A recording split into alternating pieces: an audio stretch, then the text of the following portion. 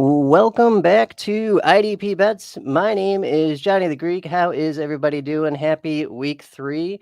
Hope everyone had a pretty good week 2. I am here this week with a special guest. He is Scott Bogman at Bogman Sports, all one word on Twitter. He's the co-host of the In This League family of fantasy sports podcasts. He's a contributor to Fantasy Pros, and he's a known degenerate. Scott, how are you doing? Very good. That last part is absolutely correct. I am watching Illinois tying up Nebraska right now, hoping that 8.5 holds on the road here. But nice. Thank you for having me here. Love to do some IDP bets, and I don't know if I have any surprising ones, but I have ones that I think will pay. So let's go. I love it. Yeah, man, that's what's important. Absolutely. So before we get into it, a couple quick things. These are not even suggestions. We are literally just discussing the bets we may be making personally. Set a limit and stick to it. For help with problem gambling, please call 1-800-GAMBLER. Last week, a little bit of a down week. Tackle box props was 2-1, as is to be expected. He's obviously very good at this. Adam was 1-2, and I stunk up the joint at 0-3. So we're going to try and get a little bit better this week. But yeah, let's kick things off with Scott and his first one. What do you got for your first favorite IDP bet week 3? It's minus 130, at least on DK it was, but I'm going to go Nick Bosa over 0.75 sacks. I know he's a little bit banged up here, but that Rams offensive line is a sieve right now. And there could be some coverage sacks because the big deep threats are gone, and Cooper Kupp and Puka Nacua. So, Matt Stafford should want to get the ball out quick, but I just don't know how successful that is going to be. They're also beat up on defense. I mean, I just don't like a lot. I'm also laying the points and taking the Niners as well here. So if Nick Bosa is wheels up, I will take him to have at least one sack in this game. Maybe pair it with something else. Yeah, I'm with you on that, man. And what a mess that game is, too. Did you see the injury report today? Like, oh my God, brutal. Yeah, I mean, it looks like the menu at why can't I think of the Cheesecake Factory? It was crazy. There were so many guys on that list. It's unbelievable. Yeah, that's a good call though. Bosa I think he had 2 last week also. So yeah, he's feeling it. Yep. And he's just always on the injury report too. I mean, I feel like if you're a Bosa, it's almost a requirement to be on the injury report here. So it happens all the time for those guys. That is true. That is true. Good stuff, man. I like that. That's a good one to start with. I'm gonna go a linebacker heavy this week because the corners were not working out for me last week. So I'm gonna start with Kazir White over 7.5 combined tackles at minus 105. He had 11 in week 1 and 7 in week 2. The game against 7 was against the Rams, and that game was over by halftime. He only played 85% of the snaps and got to rest due to the blowout. He did play every snap in week 1. Also last week, where he missed by only half a tackles, the Rams lost the time of possession battle, 37 minutes to 23. They only rushed the ball 20 times. They only had 53 yards rushing. His tackle opportunities were limited last week, right? This week, Arizona gets the Lions. He gets the Lions that are averaging 29 rushing attempts per game, 151 rushing yards per game. Las Vegas has this as the highest over-under of week 3 at 51.5 points with only a 3-point spread, suggesting a shootout and a back-and-forth affair, which is exactly what we want. This is an ideal scenario for him to beat this line. And 7.5 is not that bad for, like an inside middle linebacker type guy against the Lions of all teams. Especially if that, like you said, if that time of possession gets out of control in the Lions' favor, he's going to have tons of opportunities. So I like that one a lot too. Nice. Yeah, I'm playing it super safe this week. Yeah. After speaking of, yeah, what do you got for your next one? Nick Cross, I got over 6.5 tackles plus assists because the guy has been unstoppable. He's had what was it in the first game? He had 15 combined, 14 combined, or 14 and then 15. So, but 29 so far through 2 games. And really, it's about how bad this Colts team has looked on defense. And they just lost their best run stopper into DeForest Buckner. So I just think we're going to see a lot of DeAndre Swift in this game. I've already bet the over for his rushing yards. Also, time of possession, when we're talking about that, the Colts are giving up the longest drives in the league right now. I think opponent average is over 4 minutes per drive. So I just think the Bears, knowing what happened with their O-line last week and almost getting Caleb Williams murdered, they're probably going to go back to running the ball a lot and playing it safe and having these long extended drives, giving everybody on that Colts defense more opportunities for tackles. So with a guy that's already hitting on all cylinders right now, I'll keep rolling him until he proves me wrong. Yeah, that Colts run defense has not been great so far, and I'm with you. I actually grabbed Swift in DFS in a couple places. I feel like this is his opportunity to show up finally. Yeah, hopefully. Fingers crossed. I don't like Swift. I mean, on the FP podcast that I do with Pat Fitzmaurice, the Dynasty show in the offseason, I was telling everybody to sell him. So I'm not like the biggest DeAndre Swift fan, but I mean, Colts run D looks like Swiss cheese right now. It's real bad. Yep, good stuff. Right, we got to take advantage of the value where we can find it. Absolutely. All right, good stuff there. My number 2 pick is going to be another linebacker, Troy Anderson, over 7.5 combined tackles at -130. So we did only have 6 in week 1, but he had 9 in week 2. So he played 94% of the snaps last week, but only 46% in week 1 because he was splitting the position with Nate Landman. Landman is gone, so he is the other full-time inside linebacker now. In Vegas, I mean, they're getting better at this stuff, but they may not have fully caught on to that yet with that line being as low as it is. This week's opponent is the Chiefs. They're averaging 26 rushing attempts per game. They've targeted their running backs and tight ends roughly 50% of the time with their total passing attempts so far this season. The Chiefs are 6th overall for allowing linebacker tackles. Thank you, PFF Macri, for that, by the way. Very helpful information. So, last week, 13 of 27 targets were to tight end or running back. That was week 1. And then last week, 11 of 23 were to running back or tight end. Typically, those are shorter passes with a better chance for inside linebacker to make the tackle, opposing inside linebacker. So I'm thinking between Vegas maybe being a little slow on the uptake, that Troy Anderson's now a full-time guy, and plenty of opportunities from the Chiefs to get those easy run stopping tackles and then short pass tackles with the lower line to begin with. That's a pretty good, bunch of events coming together to make this hopefully happen. What do you think about that one? I like that one. And, the Chiefs really haven't gotten Kelsey going either. So, I mean, it takes a small village to bring down Travis Kelsey, but if he catches the ball, I'd assume it's going to be in Troy Anderson's vicinity here. So I like that one. That's a solid one. My nice. Last one that I have here for you is oh my God, I just lost my sheet here. Riley Moss over 5.5. We talked about this one a little bit before, and this one it is paying plus money at plus 115 right now. And the reason I like this one is because the Bucks pass the ball a lot. And I mean, this Denver offense, I don't know how much you've got to watch of it, Johnny, but they played my Steelers last week. So I saw Bo Nix, and my Lord, Bo Nix is miserable right now. So I just think Tampa Bay is going to possess that ball for the majority of the game. 58.6% of plays from Tampa Bay are passing plays right now. I know last week a lot were going to Godwin. I expect Mike Evans to get involved here, but it doesn't really matter. The ball is going to get passed. If Riley Moss is in there, I think that we're going to see him make a bunch of tackles here. So the heavy passing offense, the fact that the Bucks should possess this ball more than the Broncos because so many 3-and-outs, so many bad decisions from Bo Nix right now. And he's a kid. He's learning. He'll get it, right? But right now, I think Riley Moss, he got a little banged up, but I looked. He's not on the injury report this week. I did see him go down in that Pittsburgh game, but he seems to be okay now. So Riley Moss over 5.5, I think is very doable. And it's plus money.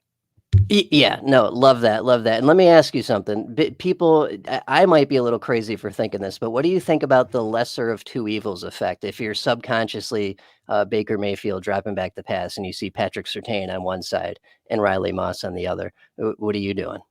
I mean, I know what you're saying, but Surtain kind of got smoked by Pickens in the last game. And I love George Pickens. Don't get me wrong. And I'm a Texas fan, so I hate to give credit to Aggies, but Mike Evans is a Hall of Famer, and he's playing like it this year too. So I don't think he'll have any fear to go to Mike Evans, but why not? Like you said, pick on the white boy out there on the island. So I don't think that's a bad idea either. So I think a lot of short passes could happen Riley Moss's way, and just I think we'll see him get involved a bunch. Yeah, yeah, it's interesting. The fantasy sites haven't caught on that he's a full-time starting corner yet either. Their projection is like 1.5 points on Yahoo right now. It's crazy. Yeah. They think it's the last 15 years in cornerback history, I feel like. So yeah. Yeah, I like that. That's a good one. Good stuff. And plus money, like you said, which is always good. yeah. Alrighty, I'm going to round out my number 3 with another linebacker here. I'm going to go a little bit higher number here. Zack Baun, Eagles over 8.5 combined at -130. So he has cleared this line both games this season with 15 and 9 combined tackles in weeks 1 and 2 respectively. He played 100% of snaps in week 1 and 98% in week 2. The Saints are the 8th overall team in allowing linebacker tackles. His opponent, the Saints, had 37 rushing attempts for 180 yards in week 1 and 39 for 190 against the Cowboys in week 2. That's one hell of a floor of easy run stopping tackles right there. And then when we add in those short passes to Kamara, that's even better, right? That's even more in his area, quote unquote. So Kamara only had 5 targets in week 1 and 3 in week 2, but we got to remember, we haven't seen a real Saints game yet. We saw 2 blowouts where we don't know what it's going to look the like. Saints play and win. We haven't seen Dennis Allen screw anything up yet. It's not officially a Saints season at all. Right. It's so weird, right? And we can't get a real read on it either. Like Demario Davis and Stinky Pete Werner there, like the tackle lines, who knows? Because they both haven't played a full game. They're resting in the fourth quarter and stuff. It's crazy. Yeah. I mean, the Saints' success, and look, the play action is working. And I saw they went from 32nd in the league last year in play action plays to first, which is why I'm on the Rashid Shaheed longest reception this week as well. I think it's 22.5. He's had a couple big bombs already. I mean, a lot of his production's only from those 2 catches, but that's what his job is to clear out space underneath and throw the ball to Kamara and let Zack Baun tackle him. So hopefully they'll get one of those in the first quarter, and that way all of those short passes work and Zack Baun can tackle up those tackles. Yeah, no doubt. So yeah, I'm willing to bet the Eagles are going to give the Saints a little bit better fight than Dallas did or Carolina did. Vegas agrees. It's only a 2.5 point spread. It's the second highest over under of this week at 49.5 points. So we should see plenty of offense and hopefully a back and forth affair. I feel like this lines up pretty good. So yeah, that's what I'm going with. I like it. We did that. We did that incredibly quick. So let's do this. Anything else you're betting in week 3? And let me throw one at you. I saw an interesting special. You got to check the specials, right? So it was Dobbins plus Josh Jacobs combined over 175 yards at plus 400 as a special. What do you think the chances of that are? So here, I'll tell you why I don't like that. And it's because the Steelers run D has played decent, and maybe the Chargers are going to be incredibly one-dimensional this week if Herbert is not playing, which he didn't practice today. I mean, he's a gamer, so they might, shoot him up with all the goofballs and let him go out there. But I think that is going to be a dirty, muddy, gross game. I would still take the under on the Steelers game, because what the Steelers plan to do to every opponent this year is drag you down into the mud and make you fight in this slop. I think that's what they want to do. In all these games are going to be low scoring until they meet someone who just pushes them around. Maybe that is the Chargers, because that O line is so good. I mean, Joe Alt Delete, like we have seen, has been he has been taking some of the big boys out of plays. Max Crosby still got involved week 1 because he just moved to the other side. So we'll see what he does against TJ Watt, though. So I think Josh Jacobs is going to have a big week. And obviously, if it is Malik, they're going to keep going to him. 30 carries last week was huge. And Dobbins looks like he has the burst. I just don't know if it is the Steelers in like a ugly slogging game where they're leaning on Najee and Jaylen Warren. I just don't know how many opportunities Dobbins is going to have. So for that, I'd probably pass. But you can, I mean, Yep. I also feel like if it's any bet that I'm not on immediately, I can find an excuse to get to the under. So, I mean, life is too short to bet the under. The unders are boring, but we want the overs. That's why I picked the overs for the show here, right? But I think I saw a stat that said like FanDuel and DraftKings have made $9 billion already this year, and like 85% of their profits are on parlays. So I think we know we probably just need it's worth. It's like buying a lottery ticket, right? The lottery ticket is worth the $5. Just imagine what you do with the money, right? That's kind of what we do with parlays. Sometimes you throw a little amount on something insane, it'll hit once every 15 years, but by the time it hits, you've already spent that money to get to that crazy amount that you're getting back. So Vegas knows what they're doing. So Yeah, no doubt. It's I look at it as fun. It's never going to be a career or anything. right. That's for sure. But yeah, anything else you got your eye on this week? I mean, I like the Niners in that game. I mean, the line is 6.5. It's kind of big for a rivalry, but I mean, there's just so many issues on offense for the Rams. So I like taking the Niners. I also kind of like the Bears plus the points, or even on the money line against the Colts. I know the Bears looked rough on Sunday Night Football, but what impressed me from them was the defense, right? Gervon Dexter playing with a motor and passion is scary.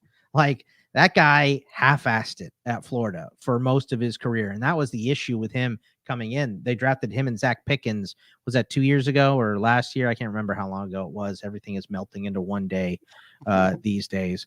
But, to see him playing with passion and him playing with a high motor is awesome. It really improves that defensive line. And we already know the secondary is good, and they paid the linebackers. So I really like the Bears this weekend. So. Oh, you got a shout out here. More Let's IDP see. info on Fantasy Pros. Yeah, I mean Nice. those Erickson and Debro. I bet if they had a little focus, but I'm an IDP guy. I hate it. To me, team defense in your fantasy league is insulting. Like, fantasy baseballers would never do that. You could never get them to draft a pitching staff. They would throw up in their mouth if you ask them to do that, right? So I hate the fact that most leagues are still team defense, and it's just people are lazy. They don't want to do research on the other side of the ball, but it's easy. It's really not hard. When you know the rules, edge rushers are hit or miss. Stack up those tackles with the linebackers and safeties. Bad corners are better. Like, after that, all you got to know now is who are the players that do these things. It's not hard. So, yeah. Thank you, Brad. Appreciate the shout out, brother. Beautiful. All right, let me ask you one more IDP related question, and then we can get you out of here. So you did Sure. mention Gervon Dexter. He is a hot topic right now in the IDP community. So after 2 weeks, he looks incredible. He's like the top DT waiver wire move this week. I saw across multiple platforms. Is this for real, or is this just like a flash in the pan for 2 weeks? I mean, the talent is real, right? And him getting over 65% of snaps both weeks, 66 in the first week and a nice 69% last week. I think that, it can be real if that motor stays up and they can keep him, healthy the whole season. I don't know if he's going to be getting sacks every week, and I don't know if he's going to be piling up the tackles, but the talent is in that dude. All they need is somebody to pull it out, and I think maybe they found something here. So I like Dexter. I don't hate this pickup, especially in DT leagues, where you have to have one. So yeah, and I lost Derek Brown already in one. So Dexter, I believe he might have been my pickup in deathmatch. I can't remember. I'll have to look, but he is a good pickup in deathmatch. If not, so yeah, I think that can last. It's all about him, though. It's all about his want to, and right now he really does want to. So hopefully that sticks. Nice. Good stuff, man. Love that. So before we get out of here, can you please tell the people where they can find you, what you're working on this season? Any announcements for the crowd? Too many places. If you like my stuff, you can find me all over the place. I do the Sunday night wrap up Fantasy Pro show live. That's a stream, and then that's the Monday morning podcast as well. I do that one this week. I'll be on with the Welsh from ITL, my partner in crime. My buddy, I've known him for 30 years of my 41, I think. So we will be on that show.